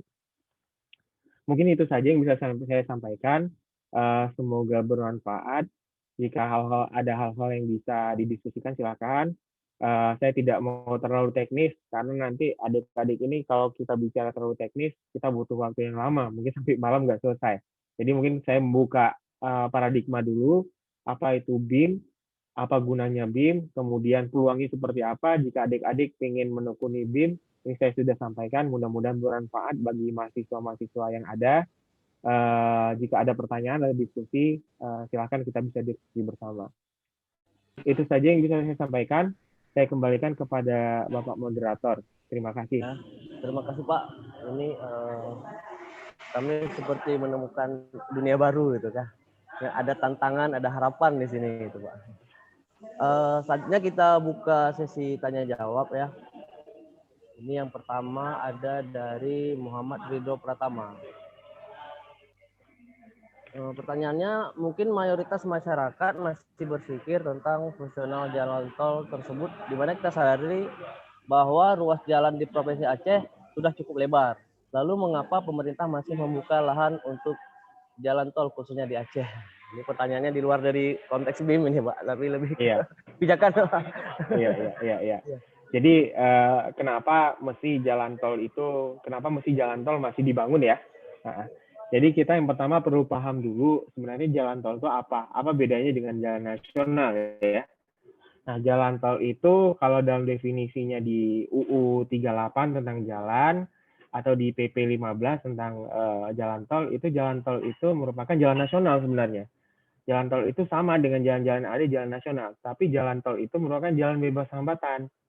Yang mana di jalan bebas hambatan itu dibatasi akses keluar masuk ya. Bayangin coba teman-teman ya, berangkat misalkan dari Banda Aceh ke Sigli melalui jalan nasional ya, melalui jalan nasional. Ketika kita lihat jalan itu, mungkin waktu yang dibutuhkan dari Banda Aceh ke Sigli itu butuh 2 jam ya, 2 jam atau 1,5 jam ya. Nah itu kan karena kiri kanannya banyak gangguan, ada side friction namanya. Nah ketika di jalan tol itu tidak ada lagi side friction, jadi aksesnya itu betul-betul terbatas. Sehingga dari situ kita bisa menghemat waktu perjalanan. Nanti proyeksinya dari Banda Aceh ke Sigli ketika jalan tol sudah jadi itu bisa 30 menit dari Banda Aceh sampai ke Sigli dibandingkan dengan 2 jam yang kita melalui jalan nasional tanpa ada pembebasan akses batas keluar masuk. Jadi di sini pemerintah melihat sebenarnya memang urgensi pembangunan jalan tol di Sumatera itu belum seperti di Jawa ya, yang mana pergerakan logistik, pergerakan orang sangat intens di Jawa. Di Sumatera belum berapa intens, tapi ini jalan tol ini merupakan trigger untuk bisa menggerakkan ekonomi Sumatera, yang mana nantinya di Sumatera itu diharapkan ada tumbuh potensi-potensi industri baru ya, industri baru yang ada berkembang di sekitar jalan tol. Nah, balik lagi ke pertanyaannya, kenapa jalan tol itu masih dibangun? Karena jalan tol itu manfaat lebih besar daripada jalan nasional. Kita bisa memangkas waktu perjalanan cukup lama, cukup singkat ya dibandingkan dengan kita melalui jalan nasional gitu. Mungkin itu jawabannya. Cukup jelas ya. Nah ini kemudian ada pertanyaan dari Luciano, Stambuk 2018. Berdasarkan yang saya tangkap, BIM adalah sebuah alat bantu dengan pemakaian teknologi yang dimana di dalamnya banyak model 3D cerdas yang mempresentasikan kondisi sebenarnya yang akurat secara digital, sehingga banyak para kontraktor yang menggunakannya. Pertanyaan saya adalah bagaimana sih proses perencanaan, perancangan konstruksi, dan pemeliharaan untuk infrastruktur berupa jalan tol maupun bangunan yang baik dan tepat? Demikian, Pak. Oke, jadi pertanyaan itu lebih ke bagaimana perencanaan konstruksi, dan pemeliharaan yang tepat ya. Jadi sebenarnya kalau kita kembali ke basic ya, yang teman-teman belajar juga, sebenarnya perencanaan jalan tol itu sama dengan perencanaan jalan biasa gitu ya. Perencanaan jalan secara umumnya. Cuma di jalan tol itu bedanya ada beberapa hal yang tadi yang di jalan biasa seperti side friction itu dihilangkan, tidak ada lagi. Kemudian akses keluar masuknya pun dibatasi, karena pastinya ketika kita menemukan banyak persimpangan, teman-teman juga merasa kesusahan kan, misalkan kita menemui beberapa simpang dalam jarak 1 kilometer gitu, ada 4 simpang, ada 4 lampu merah, itu kan mengganggu. Nah di jalan tol itu sendiri persimpangan seperti itu dibatasi, jadi cuma boleh ada simpang susun itu jalan keluar masuk sebesar 2 kilo, sepanjang 2 kilo baru boleh ada. Nah untuk tahap perencanaannya sendiri itu kurang lebih sama dengan jalan biasa ya, jalan biasa, tapi memang skalanya lebih besar biasanya. Kalau jalan nasional itu lebarnya 7 meter ya secara umum, Kalau jalan tol itu biasanya lebarnya itu lebih 7x2 ya, dua jalur bisa 14 meter, atau bisa lebih dari itu dengan pengamanan yang super tinggi, dengan median concrete barrier, dengan pengamanan samping dengan guardrail, sehingga tingkat kecepatan, tingkat kenyamanan, dan juga keamanan itu sangat diperhatikan di jalan tol. Kemudian untuk konstruksinya sendiri, sebenarnya konstruksi itu merupakan tindak lanjut dari perencanaan, itu sama saja sebagaimana jalan-jalan biasa. Yang untuk pemeliharaan operasional itu kita selama ini masih melakukan pemeliharaan operasional secara konvensional ya. Jadi dari hasil perencanaan, ada pembangunan jalan tol, dari pembangunan itu kita lakukan operasi dan maintenance dari data-data dari pembangunan. Jadi semuanya itu masih sangat masih sama, intinya seperti basic atau dasar-dasar perencanaan, dan pemeliharaan seperti jalan biasa. Gitu. Saya tanya sedikit ya, Pak Fidin ya. Silakan Pak Hekal. Ya, ini saya lihat tadi dari video-video yang ada, itu ada engineer, bahkan sudah ada istilah BIM engineer sekarang ya. Iya. Sudah ada istilah BIM engineer yang mendesain jembatan. Itu dalam perencanaan jalan tol, tadi Bapak ada sebutkan bahwasanya itu banyak diaplikasikan oleh kontraktor, Pak ya? Iya. Kalau dari konsultan sendiri, banyak yang masih menggunakan lama ya? Iya, betul Pak. Ini kira-kira Pak, serapan dari mahasiswa, kelulusan dari mahasiswa ini untuk bisa eksis di dunia konstruksi sepertinya ke depan wajib menggunakan atau memiliki skill di bidang BIM, Pak ya? Iya. Itu kira-kira Pak Fidin, apa yang harus mereka ini, mahasiswa-mahasiswa ini punya, ya, selain kemampuan dia di bidang BIM yang harus dipelajari, kira-kira mungkin ada saran lain sehingga ada serapan ini dari alumni kita untuk bisa eksis kerja di bidang konstruksi. Silakan Pak. Ya, terima kasih Pak Ekal. Nah, jadi yang sudah saya sampaikan tadi, BIM itu sendiri merupakan masa depan di dunia konstruksi. Kita melihat di situ ada tantangan, pastinya juga ada peluang kepada adik-adik untuk bisa meningkatkan skill-nya. Jadi kalau ditanya apa saja sih yang dibutuhkan untuk mahasiswa, sebenarnya yang harus dikuatkan itu pada fase sekarang itu adalah fundamentalnya dulu, Pak Hekal. Fundamental. Apa yang dimaksud dengan fundamental? Fundamental yang saya maksud di sini adalah prinsip-prinsip dasar perencanaan gitu. Ya, gimana cara melaksanakan perencanaan jalan dengan baik ya. Perencanaan jalan dengan baik, gimana kita mengetahui penarikan trase, pemilihan alternatif trase, kemudian pelaksanaan cut and fill, volumenya berapa, yang balance, yang bisa optimal, itu yang perlu dikuatkan dulu. Karena yang namanya BIM itu sendiri, di mana itu ada suatu dashboard atau suatu sistem ya, yang di dalam itu ada software, itu merupakan tools ya, tools. Jadi jangan sampai kita tidak mengerti konsep, kita tidak mengerti barang apa yang dikeluarkan, tapi kita bisa mengoperasikan. Nah, itu merupakan kesalahan fatal ya. Jadi saya menyarankan kepada adik-adik, memang sekarang tools itu banyak ya, tools itu banyak, berbagai macam software yang bisa membantu kita. Tapi kita harus tahu dulu fundamentalnya, apa sih yang output dari software tersebut apa.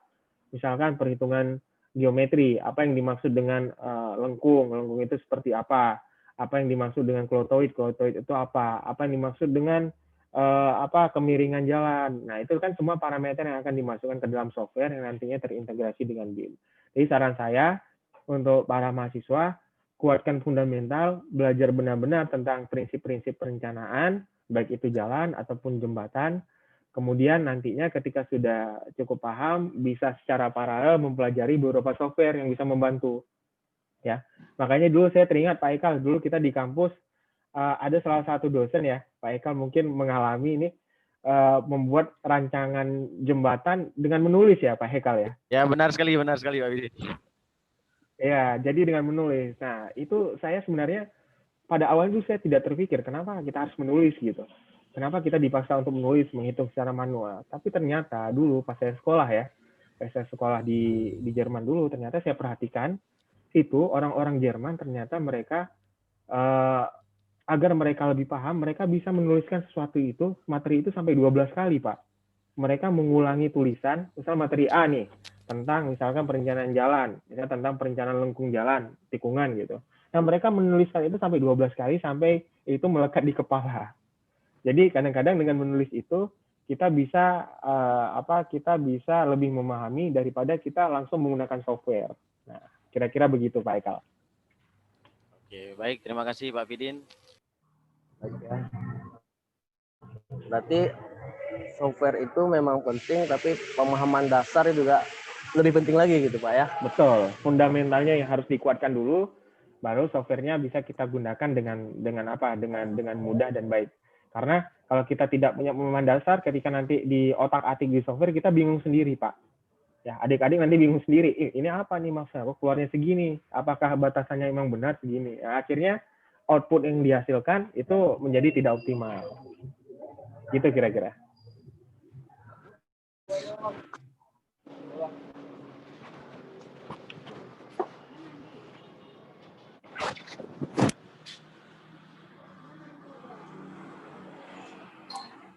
Ya. Ini ada pertanyaan lagi Pak dari Wahyu Aris Munandar. Ini menggunakan BIM bisa menghemat sampai 3,5 miliar dari hasil presentasi Bapak.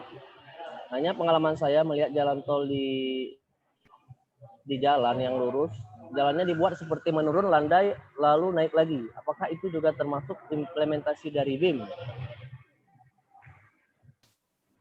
Iya. Jadi ini yang kenapa jalan itu ada landai, ada yang naik ya. Itu lebih nanti di fase perencanaan. Tadi mungkin Pak Lutfi, narasumber pertama sudah menyampaikan, ketika kita mencari satu trase, kita mencoba mencari trase yang mana cut and fill-nya itu balance ya. Jadi pekerjaan tanahnya itu bisa balance sehingga cost yang dikeluarkan untuk pekerjaan tanah itu bisa optimal. Nah, mungkin yang diperhatikan oleh teman adik kita Wahyu ini, melihat jalan naik turun itu mungkin itu alternatif terbaik. Ketika dulu perencanaan ternyata trase ini dengan naik dan turun itu alternatif yang terbaik. Tapi intinya di situ naik dan turun itu di jalan tol itu diatur, ya, diatur persentase naiknya berapa, persentase turunnya. Selama itu masih dalam threshold atau dalam batasan itu diizinkan. Biasanya itu sekitar 3-4% itu diizinkan untuk jalan tol. Kalau udah lebih dari itu biasa tidak diizinkan lagi. Jadi selama itu masih masuk dalam batasan itu oke. Dan itu pastinya juga bagian dari BIM ya. Karena tadi begitu dilakukan perencanaan, keluar desainnya, di desain itu nanti akan diimplementasikan ke BIM untuk view-nya, untuk misalkan view 3D-nya seperti apa. Pasti itu masuk bagian dari implementasi dalam sistem BIM itu. Seperti itu kira-kira. Baik Pak, jelas ya. Ini ada pertanyaan lagi Pak dari Fatimah Kusuhra. Kesalahan yang terjadi pada sistem BIM biasanya karena apa? Ya, ya BIM itu kita kembali lagi tadi yang saya sampaikan ya, BIM itu kan merupakan satu sistem ya, bukan software tapi sistem ya. Nah, di sistem itu ada berbagai macam software atau orang-orang yang berkepentingan. Misalkan dalam fase desain nih, misal kita ambil contoh desain jembatan. Desain jembatan itu melibatkan yang pertama ada ahli geotekniknya, ahli pondasi. Kemudian yang kedua ada ahli hidronya untuk melihat muka air banjirnya. Kemudian yang ketiga ada ahli strukturnya ya, di atas ada ahli strukturnya untuk mendesain kekuatan jembatan, panjang bentangnya berapa, kira-kira dimensi dari abutmennya seperti apa, lantai jembatannya seperti apa, pembesiannya itu ada ahli struktur. Kemudian di situ juga ada ahli jalan untuk perkerasan. Nah, jadi ahli-ahli tersebut itu di fase perencanaan mereka bergabung nih dalam satu kan mungkin praktis ya untuk menganalisis gimana kira-kira berapa kedalaman misalkan pondasi tiang pancang yang harus dimasukkan ke dalam tanah sehingga menemukan tanah keras atau SPT 60. Itu ada di ahli geoteknik. Kemudian ahli hidro mereka menghitung dengan debit banjir, debit rencana banjir dengan diagram hidrologi, mereka menemukan berapa titik banjir. Nah, semuanya ini kan merupakan input ya. Nah, kesalahan bisa terjadi ketika misalkan ahli-ahli ini salah melakukan input, ya. Contohnya nih, misalkan ternyata perhitungan dilakukan oleh ahli hidrologi ternyata salah. Dia menemukan bahwasanya debit banjir itu ternyata 20 meter di atas aliran existing. Tapi ternyata kemudian ketika dievaluasi itu bukan 20 meter, tapi 30 meter. Artinya kan ahli struktur tadi itu yang udah memegang 20 meter itu kan harus menaikkan lagi gitu. Menaikkan lagi strukturnya lebih tinggi. Nah, ini kesalahan-kesalahan ini mungkin terjadi karena kesalahan input atau kesalahan perhitungan dari orang-orang yang menggunakan di dalamnya. Tadi saya kasih analogi jembatan di fase perencanaan. Nah, BIM ini sendiri bukan cuma fase perencanaan, bisa di konstruksi, bisa di operation and maintenance. Jadi, kesalahan orang yang memasukkan data, atau kesalahan personil, atau petugas BIM manager yang memasukkan data, itu bisa berimpact kepada sistem BIM yang lainnya. Gitu. Itu kira-kira jawabannya. Itu bukan senjatanya yang salah, Pak. Berarti man behind the gun-nya itu, Pak. Iya, man behind the gun-nya itu yang harus betul-betul teliti dan detail terhadap apa yang harus dimasukkan, gitu. Pak, mungkin ini saya dari admin sendiri Pak ya, host ya, yang namanya ini Humas Unsam. Silakan. Tapi ini saya punya pertanyaan pribadi nih Pak. Jadi mungkin selama ini kawan-kawan mahasiswa yang memang mau belajar gitu tentang sebuah software dari teknik sipil sendiri seperti SketchUp, AutoCAD dan lain-lain. Mungkin itu bisa ada aplikasi crack-nya yang bisa mahasiswa download dan belajar sendiri gitu walaupun tidak ada lisensi. Nah, kalau BIM sendiri untuk aplikasinya sendiri itu ada nggak Pak ya kira-kira yang aplikasi crack yang bisa kita pakai hanya untuk belajar dan bukan untuk kepentingan bisnis, ya bisa dibilang aplikasi crack inilah awal mula kita mengetahui segala sesuatu tentang BIM itu. Terima kasih sebelumnya Pak. Ya, terima kasih. Jadi ada nggak aplikasi crack-nya ya yang bajakan gitu ya. Nah ini mungkin kita harus membuka wawasan gitu ya. Jadi sebenarnya itu kalau perusahaan-perusahaan besar itu seperti Autodesk atau PTV yang mengeluarkan VISIM dan VISIM itu, mereka itu sangat perhatian sebenarnya dengan mahasiswa ya. Jadi sebenarnya tidak perlu untuk mencari aplikasi-aplikasi crack gitu, aplikasi-aplikasi yang bajakan. Sebenarnya mereka itu membuka khusus gitu, ada license buat mahasiswa, ada lisensi buat mahasiswa. Biasanya itu kayak yang saya pernah pakai itu misalkan di PTV, di VISIM itu mereka ada khusus mahasiswa itu bisa melakukan latihan di situ.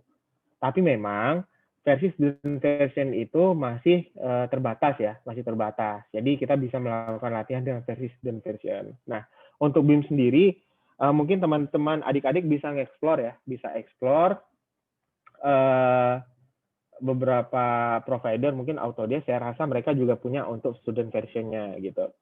Karena BIM itu sendiri sistemnya itu cukup besar ya, dan sekarang itu trennya sudah cloud computing, jadi semua orang yang dari berbagai penjuru, dari berbagai tempat mengakses ke satu sistem tersebut, jadi biasanya sudah cloud ya, sudah cloud. Jadi mestinya mereka juga ada semacam student version atau trial yang bisa dicoba untuk latihan-latihan. Jadi mungkin yang untuk bajakan-bajakan itu kita coba minimalisir ya, karena itu bayangin kita sudah menciptakan sesuatu terus dibajak sama orang, dipakai seenaknya, itu kan bagi orang yang menciptakan kan kasihan juga gitu. Mereka udah taruh effort di situ terus kita membajak dengan sesuka hati ya. Mungkin itu harus dibuka paradigmanya dan dicari peluang-peluang untuk menggunakan software-software BIM yang memprovide versi student versionnya. Saya rasa begitu. Ya, sedikit saya ingin tambahkan ini, boleh Pak Bidin ya. Silakan, untuk Pak aplikasi Autodesk sendiri itu syukurnya sekarang kita dari Unsam bisa langsung mengakses secara student version dengan free license selama 2 tahun. Jadi adik-adik boleh langsung login ke situs Autodesk, ingin cari software misalnya Civil 3D, nanti tinggal dimasukkan saja dari Universitas Samudra dan nomor NIP-nya, di print di-upload kartu mahasiswanya, itu bisa langsung mendownload secara gratis dan menggunakan selama 2 tahun. Nanti akan dikirimkan ke email kita license-nya. Artinya itu sudah registered license ya, jadi bisa dipakai. Dan itu juga bisa dipakai untuk satu laptop dan satu desktop. Jadi sangat membantu ini Autodesk kita sudah bisa mengaksesnya. Ya, ya mungkin itu udah lebih baik ya karena Unsam sudah melakukan kerjasama ya Pak Hekal dengan Autodesk ya. Mudah-mudahan untuk yang BIM 360 dari Autodesk juga mudah-mudahan bisa diakses untuk latihan adik-adik. Ya. Ada yang ingin bertanya lagi? Jadi memang kalau bisa bajakan itu dihindari, dan memang sudah banyak software-software yang memberikan pelayanan student version seperti kata Pak Idin tadi, seperti Vissim, Visum, Forsim itu student versionnya ada, Autodesk juga ada.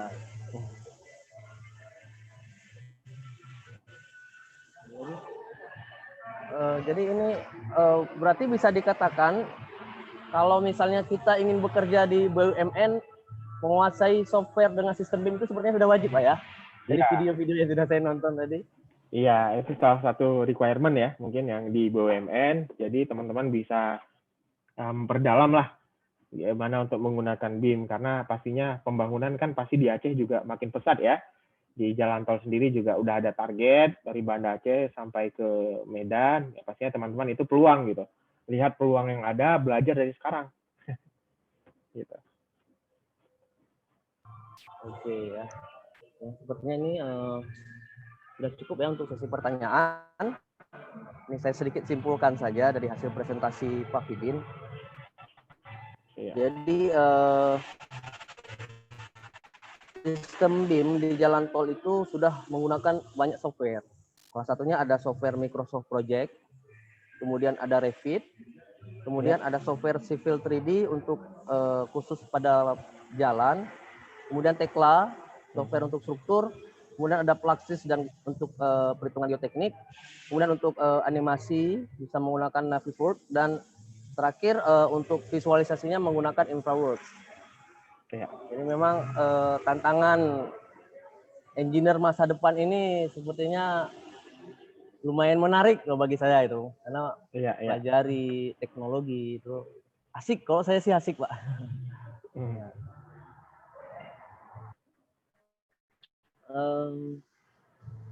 Sekian saja. Selanjutnya kita akan penyerahan sertifikat ini Pak. Oh ya. Ini ada sertifikat untuk pemateri.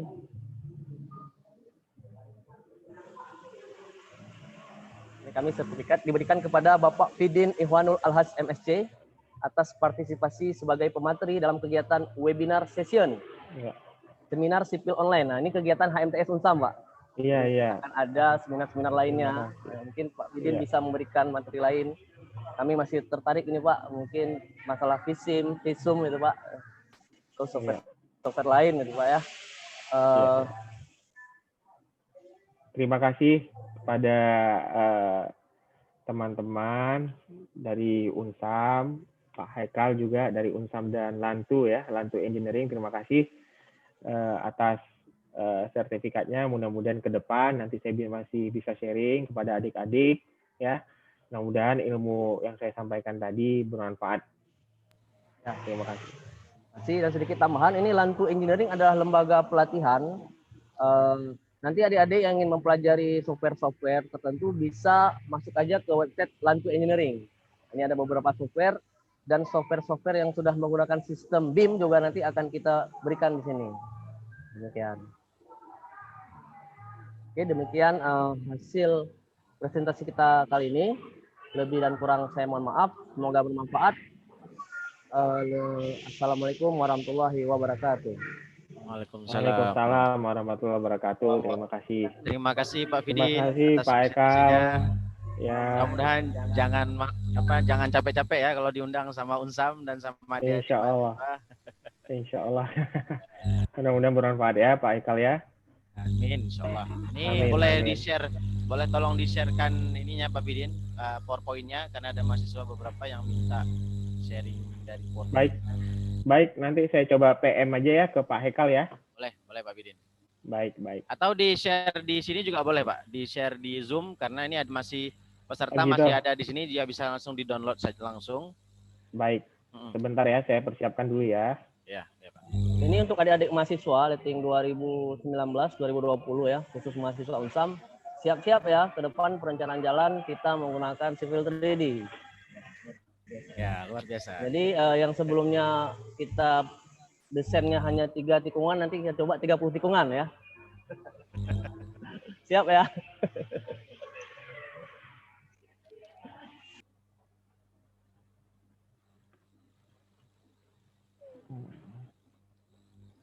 Ya, kami mengucapkan terima kasih kepada para peserta yang sudah hadir. Ini ada dari praktisi, ada Pak Fajrul ini dari PU Langsa, dan ada beberapa dari UTU, dari universitas-universitas di luar Aceh, ada yang dari Riau ya Pak Devri ya. Oh, Ya, ada yang dari Riau juga ya? Ada yang dari Riau. Pak Bidin ini di beliau nih awalnya di Riau nih. Ini orang jadi orang Riau ya Pak Bidin ya. Ada Pak Fajrul tadi ya? Ya, ada Pak Fajrul. Ada mahasiswa dari Semarang juga ini Pak, dari Semarang. Oh iya. Sudah bergabung. Sepertinya banyak antusias ketika ingin belajar Civil 3D nih, saya lihat. Kita hanya membuka, ketika kita buka satu hari pendaftaran, sudah penuh 100 Pak. Jadi akhirnya kita mencari Zoom yang lebih dari 100, kita dapatkan Zoom yang 1000, tapi kita buka untuk 300 peserta. Ini langsung padat ini Pak, pesertanya. Iya. Saya lihat antusias peserta dengan kegiatan kita. Iya, mungkin bisa diprogramkan Pak Ekal khusus lebih detail ya, program tutorialnya untuk Civil 3D kepada teman-teman ya, sehingga nanti para mahasiswa bisa memfollow step by step gitu, dan mereka bisa improvisasi sendiri untuk case-case tertentu.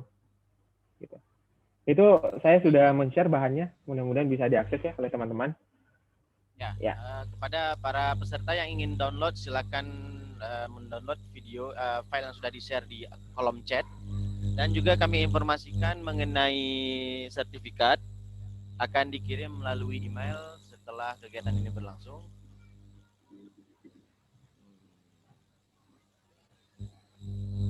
Saya rasa demikian, webinar kita telah berakhir.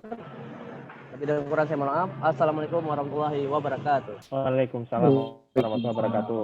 Mohon izin, terima kasih ya. Terima kasih semuanya. Ya, Assalamualaikum. Waalaikumsalam.